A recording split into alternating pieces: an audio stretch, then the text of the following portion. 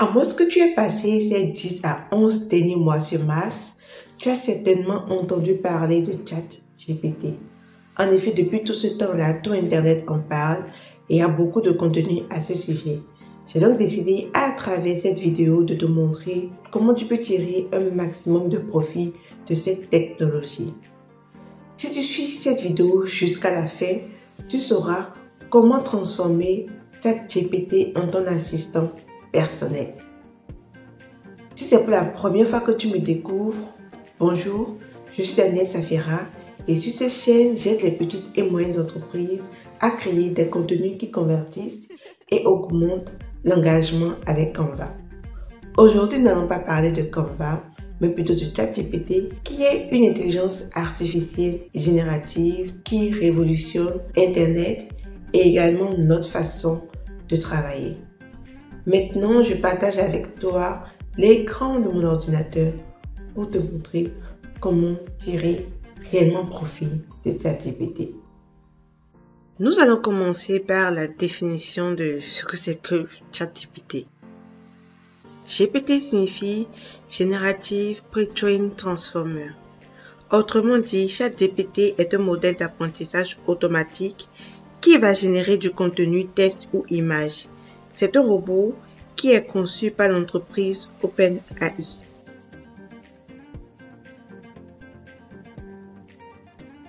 Si c'est pour la première fois que tu utilises ChatGPT, tu dois rechercher d'abord ChatGPT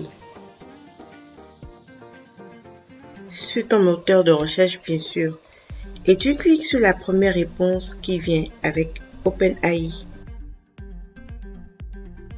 Si c'est pour la première fois, tu cliques sur Try ChatGPT. Tu cliques sur Sign up. Tu entres ici ton email. Tu cliques sur Continue. Et ici, tu vas créer ton mot de passe. Ensuite, tu cliques sur Continue. Alors, à ce niveau, tu vas consulter ta boîte mail pour vérifier ton email. Donc, moi, j'ai utilisé Gmail. Je vais cliquer rapidement sur Open Gmail ici.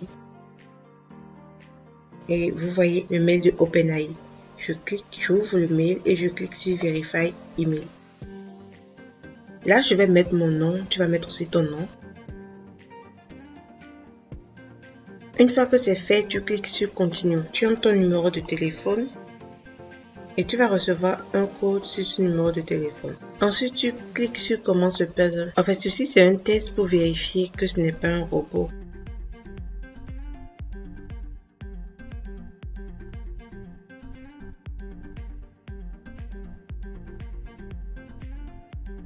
Donc, vous entrez le code qui vous a été envoyé par message. Et voilà, vous arrivez sur cette interface, l'interface de ChatGPT. Alors, ici, vous avez quelques astuces pour commencer. Donc, ici, on vous dit que ChatGPT peut répondre à vos questions, vous aider à apprendre, à écrire du code, à réfléchir ensemble et beaucoup plus. Ici, vous avez que... ici, on vous dit de ne pas partager des informations sensibles avec ChatGPT. Et ici, on vous conseille de vérifier les faits.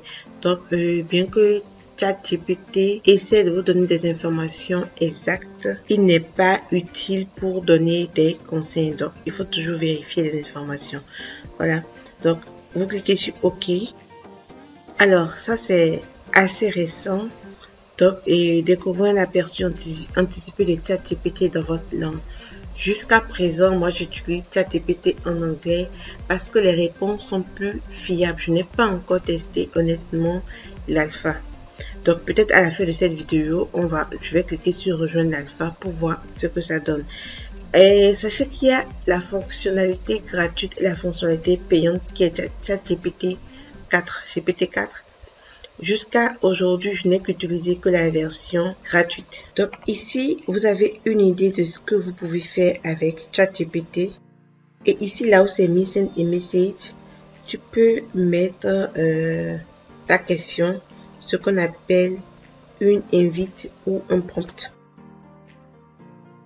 Alors, lorsque tu lances une requête ici, ChatGPT utilise ses capacités d'apprentissage automatique, analyse d'abord ton prompt et génère par la suite une réponse logique à ce que tu as demandé. Tu peux continuer la conversation en demandant à ChatGPT par exemple de reformuler la réponse ou de la peaufiner comme si tu interagissais avec une personne. Beaucoup utilisent ChatGPT pour la génération de contenu pour leur entreprise ou pour les entreprises d'autres personnes. L'une des façons les plus simples de procéder pour avoir de meilleures réponses est de mettre ChatGPT dans le contexte. Par exemple, je suppose que je veux créer du contenu pour une entreprise de salon de coiffure. Mais comme je l'ai dit, ici je vais mettre mon prompt, mais il est en français. Donc ici, je vous l'ai dit, je utilise jusqu'à présent ChatGPT en anglais et pour ça, je vais utiliser Google Translate ou DeepL. Donc là, c'est Google Translate et je vais coller ce que je veux mettre en français. Donc voilà ce que je veux mettre. Et il va me le traduire en anglais. Je veux créer une entreprise de salon d'entretien et de coiffure pour cheveux afro et j'ai besoin de ton aide pour trouver un nom pour l'entreprise et pour créer du contenu tous les jours sur la page Facebook de mon entreprise. As-tu compris? Et vous verrez que ChatGPT me fera un résumé de ce que je lui ai demandé. Donc je viens ici et je colle mon contenu en anglais. Donc voilà la réponse et voilà le nom d'idée qu'il me propose. Et là, j'ai des idées de contenu. Quand je ne comprends pas, je copie tout simplement, je vais dans Google Translate pour traduire. Vous choisissez parmi ces noms-là le nom qui vous plaît le plus. Si vous n'êtes pas satisfait des réponses de noms d'entreprises qui vous ont proposé, vous pouvez mettre ici de vous proposer d'autres idées de noms d'entreprise faciles à garder et vous envoyez. Donc là, il vous en propose quand même assez.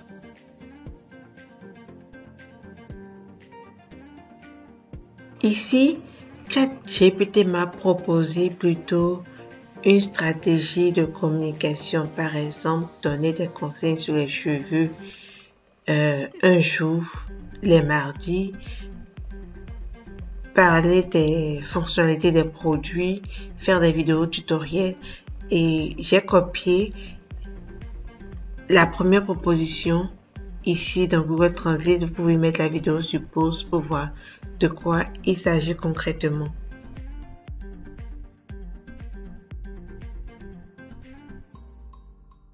Et là, vous voyez qu'il m'a proposé un conseil, par exemple, how to keep your curl hydrated.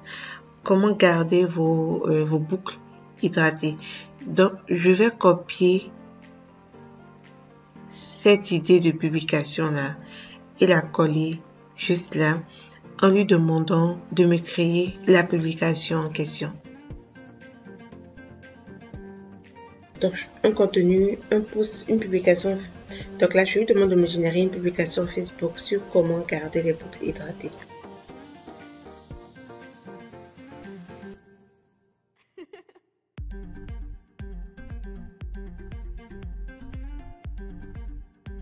Et voilà, il m'a généré la publication entière. Alors là, je vous conseille de ne pas seulement copier ce contenu et d'aller le coller sur votre page Facebook. Il faut ajouter votre touche personnelle, votre expertise, parce que ce qui vous a généré, il peut générer à 1000 autres personnes dans le monde, mais il faut qu'on puisse voir la différence avec les autres personnes. Ce que nous sommes en train de faire, ce qu'on vient de faire, tout ceci, on appelle ça une conversation. Donc, quand vous avez déjà entamé une conversation avec ChatGPT, automatiquement, il vous donne un nom. Donc, il essaie de voir dans le fond de quoi vous êtes en train de parler et il génère un nom pour la conversation. Maintenant, si vous voulez générer du contenu en rapport avec une autre thématique, une autre entreprise, vous êtes obligé de venir ici sur NewChat pour générer une conversation, une nouvelle conversation. Parce que si vous continuez avec une autre thématique directement ici, ChatGPT pourra se dire que c'est une suite et il va se baser sur ce que vous aviez déjà fait pour répondre à vos nouvelles questions. Donc, on va venir ici, on va cliquer sur New Chat. Alors, dans cette nouvelle conversation que je viens de créer, je vais demander à ChatGPT de me générer une liste de questions pour une interview. Je suppose, je prends un exemple, je vais inviter Matt Karine à mon interview. Ici donc, je mettrai toutes les informations concernant Matt Karine et l'objectif de l'interview pour avoir de bons résultats. Alors, Matt Karine est une experte en e-commerce, donc je vais venir Google Translate, d'accord. Donc, voici la traduction en français de ce qu'on a généré pour Facebook. Donc, il suffit de copier et je vous ai demandé ajouter votre expérience personnelle, votre touche personnelle. Enfin bref, je veux créer du contenu pour Matt Karine. Alors, on va faire un petit test ici. Je vais demander à ChatGPT de me générer 15 questions que je vais poser à une experte du e-commerce lors de mon prochain interview. Donc, je vais cliquer sur copier la traduction. Je viens sur ChatGPT. Dans ma conversation, je vais mettre ici le nom de l'experte.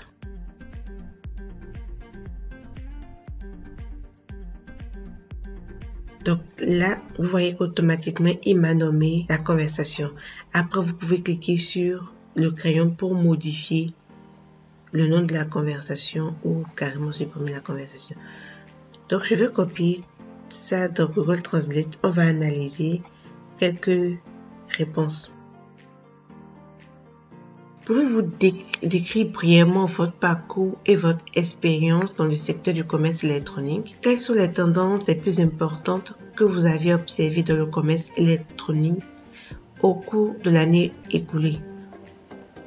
Quelle est l'importance de l'expérience utilisateur dans le commerce électronique et quelles stratégies recommandez-vous pour l'améliorer?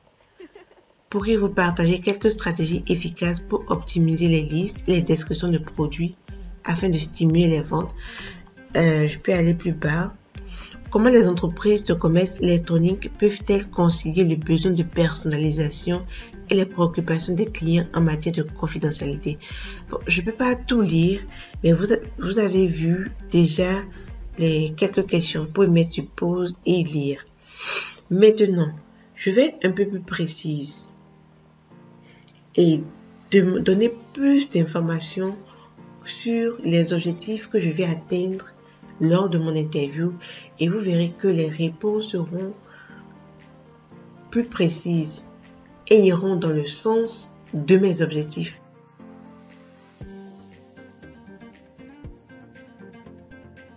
Alors là, c'est ce que j'ai écrit pour mon prochain interview. Alors là, c'est ce que je viens de réécrire. Pour mon prochain interview, j'invite Matt Karine, qui est une spécialiste du e-commerce en Afrique. Génère-moi 15 questions pour cette interview. Le but de cette interview est de permettre à nos audiences de comprendre comment commander chez des fournisseurs depuis l'Afrique et comment recevoir leurs produits en toute sécurité. Comprendre comment débuter en e-commerce en Afrique avec un petit budget. Présenter les formations en e-commerce qu'offre Matt Karine à mon audience. Et je précise ici, concentre-toi sur des questions qui donneront des astuces et des conseils pratiques à nos différentes audiences. Donc, je vais copier ça. Et je viens ici. Je colle. Et je lance.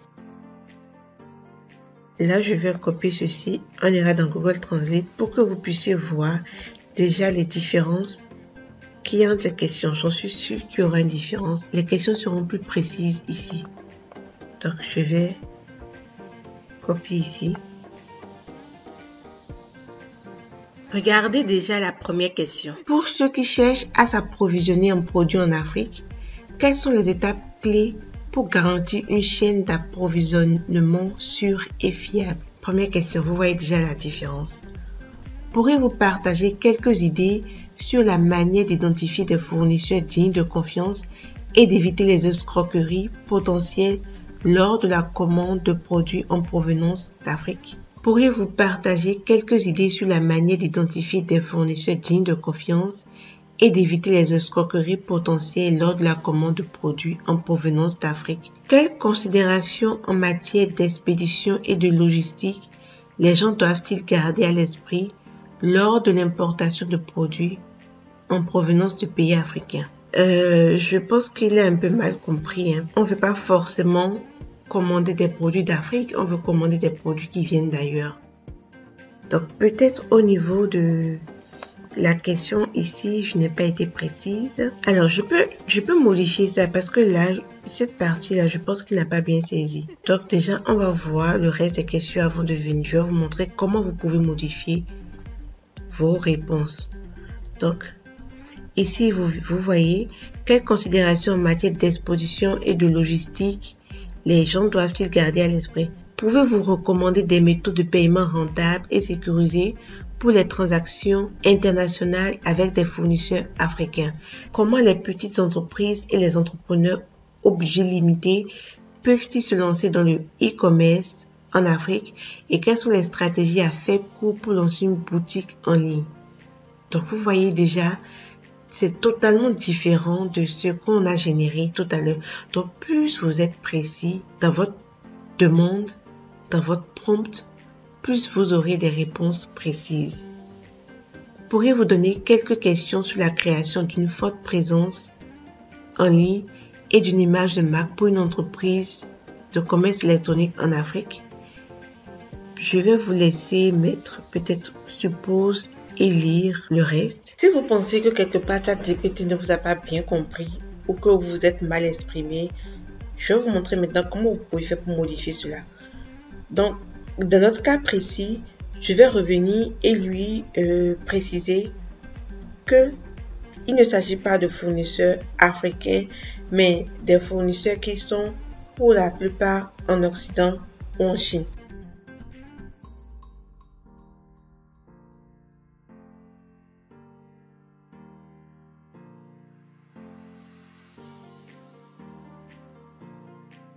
Donc, on va revoir rapidement ce que ça a donné. Ok, là vous voyez déjà la première question. Quel conseil pouvez-vous donner aux entrepreneurs africains qui cherchent à s'approvisionner en produits auprès de fournisseurs extérieurs au continent pour les revendre en Afrique tout en garantissant la sécurité de leurs transactions? Comment les chefs d'entreprise africains peuvent-ils identifier des fournisseurs internationaux fiables et établir des chaînes d'approvisionnement sécurisées lorsqu'ils importent des produits en provenance de pays comme la Chine ou l'Occident? Donc vous voyez qu'il a tenu compte de la précision que je lui ai apportée et m'a généré les questions. Vous pouvez mettre vraiment la vidéo sur pause si vous êtes intéressé à lire les réponses qu'il m'a fournies. Alors, la puissance de ChatGPT ne s'arrête pas là. Reste jusqu'à la fin que je te montre encore plus. Et s'il te plaît, like la vidéo si tu l'aimes et partage-la pour que plus de personnes la regardent. N'oublie pas de t'abonner si ce n'est pas encore fait. Lorsque par exemple tu es sur une vidéo YouTube comme celle-ci qui dure plus d'une heure, or tu n'as pas envie de passer une heure à suivre la vidéo et après te rendre compte qu'elle ne t'avance pas, tu peux demander à ChatGPT de te résumer ceci. Pour cela, il va falloir cliquer sur les 3 points, puis cliquer sur afficher la transcription. Donc ici, vous cliquez sur afficher la transcription et vous copiez tout.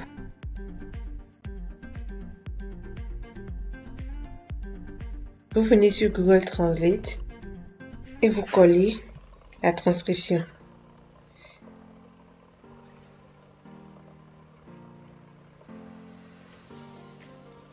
Là, je crains d'avoir dépassé. Là, on est juste à 9 minutes. Wow. Bon, on va se contenter juste des 9 minutes là, il n'y a pas de souci.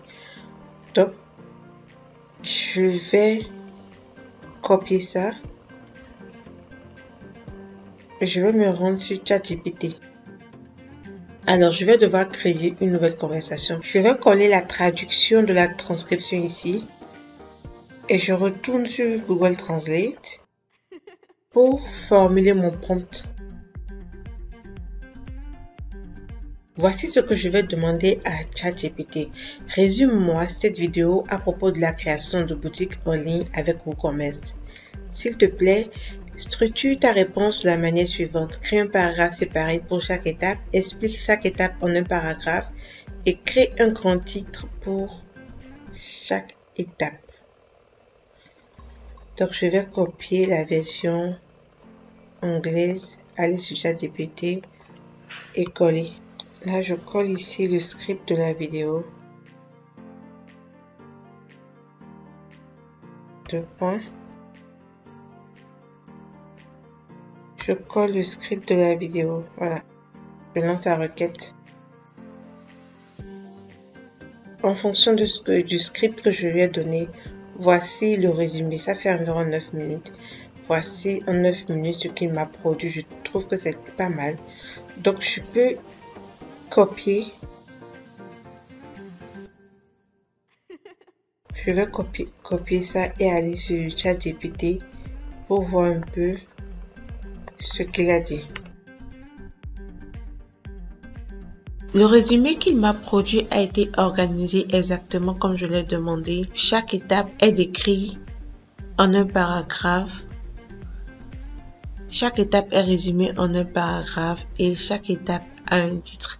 Si vous voulez, vous pouvez mettre sur pause pour voir un peu. Donc, même si tu veux résumer un livre entier en PDF, il n'y a pas de problème. Il suffit de copier le livre dans ChatGPT et de lui dire la manière dont tu veux qu'il résume le livre et il le fera pour toi.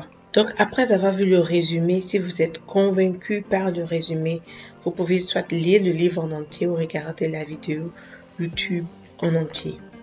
Donc, je retourne sur ChatGPT. Alors, vous pouvez demander à ChatGPT de vous traduire n'importe quel document dans une autre langue. Et c'est ce qu'on va faire. On va lui demander de nous traduire ce résumé-là qu'il nous a produit en français. Donc voilà, vous pouvez mettre la vidéo sur pause pour lire, mais la traduction a été bien faite. Je suis sûre que maintenant tu as compris que le contexte est important pour des réponses de qualité. Mais il y a une fonctionnalité qui est apparue il y a 2 à 3 mois sur ChatGPT qui permet d'avoir de meilleures réponses. Et cette fonctionnalité s'appelle instruction personnalisée. Cette fonctionnalité permet d'ajouter de manière conviviale un contexte sur ChatGPT. Pour le faire, il suffit de cliquer sur les 3 points ici, de cliquer sur Custom Instruction et de cliquer sur OK. Alors, tu as ces 2 cases et dans la première case, tu dois mettre les informations sur l'activité pour laquelle tu utilises ChatGPT. Il s'agit par exemple de ta profession et ou le rôle que tu joues au sein de l'entreprise. Ensuite, il serait bien que tu mettes les projets sur lesquels tu travailles actuellement. Au niveau des valeurs et principes, tu devras mettre tes valeurs et principes ou ceux de l'entreprise. Ici, tu vas définir les objectifs que tu vises avec ton activité à court et long terme. Là, tu vas mettre les compétences linguistiques. Par exemple, ici, vous pouvez préciser la langue que vous parlez et celle que vous utilisez pour votre activité. Ensuite, il est important de préciser le style de communication. Votre communication est-elle claire et concise, sérieuse, amusante, etc. Dans la seconde case, ici, tu vas mettre comment tu aimerais que ChatGPT te réponde. Par exemple, au niveau du format de réponse, tu peux dire clair, succinct, en résumant les points importants au début. Au niveau du ton, tu peux mettre ton professionnel mais convivial. Le niveau de détail, tu peux écrire que tu aimerais que les explications soient approfondies mais courtes. Au niveau du contrôle, tu peux dire que tu aimerais que ChatGPT vérifie toutes les statistiques partagées par rapport à des sources fiables. Au niveau des références de ressources, tu peux écrire « Citer des sources lorsque vous faites référence aux tendances ou aux données de l'industrie. » Préférences linguistiques, dans quelle langue tu aimerais que ChatGPT te réponde. Donc, je vais peut-être remplir juste le format de réponse ici pour que tu aies une idée de comment ça marche.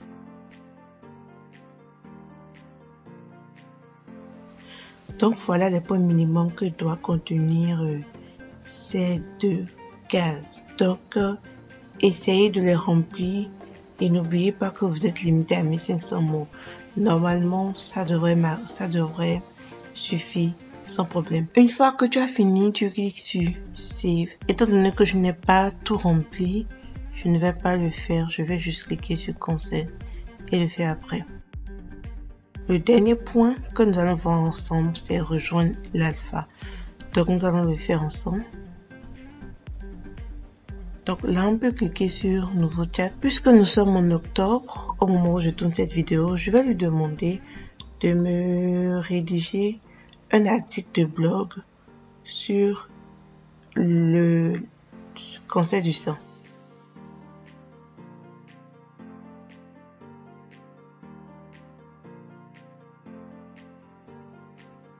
Alors, nous sommes dans le mois d'octobre, mois consacré au cancer du sein. Rédige-moi, s'il te plaît, un article de blog sur... pour sensibiliser les femmes à se faire dépister chaque année. Je lance pour voir ce que ça va donner.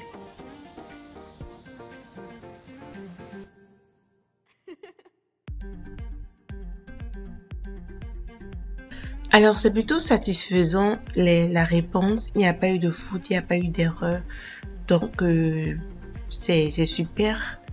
Vous pouvez utiliser apparemment ChatGPT directement en français au lieu de passer par Google Translate. Et c'est vraiment génial. J'espère que tu as aimé cette vidéo et qu'elle t'a été utile. Si c'est le cas, n'hésite pas à la partager pour aider d'autres personnes. Dis-moi dans les commentaires ce que tu en penses et ce que tu aimerais voir prochainement sur la chaîne. Sur ce, je te dis bye bye et à la prochaine vidéo.